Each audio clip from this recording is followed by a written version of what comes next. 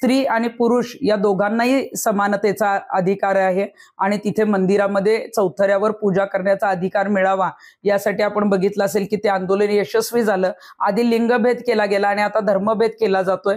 जे मुस्लिम कर्मचारी आहेत ते मुस्लिम आहेत आणि हिंदू धर्माच्या मंदिरामध्ये त्यांनी पूजा केली नाही पाहिजे किंवा साफसफाईला नसलं पाहिजे अशी काही जी आहे ती कट्टर हिंदुत्ववादी संघटनांची मागणी होती आणि त्याला घाबरून जे आहे ते विश्वस्तांनी निर्णय घेऊन 168 कर्मचारी कामावरून काढलेत। मला वाटतं की हे कर्मचारी पुन्हा एकदा रुजू करण्यात यावे, कारण अनियमितता हे जे कारण दिलेलं आहे ते खोटं कारण दिलेलं आहे आणि मुस्लिम धर्माचे जरी पुजारी काही कर्मचारी असतील त्यांना जर शनी शिंगणापूरची सेवा करायची असेल, अनेक वर्षांपासून ते सेवा करतायत आणि त्या धर्माचे सुद्धा लोक आपल्या शनी शिंगणापूरच्या देवस्थानामध्ये सेवा करतात, हे किती मोठं उदाहरण आहे। कारण हिंदू धर्म हा सर्वसमावेशक आहे।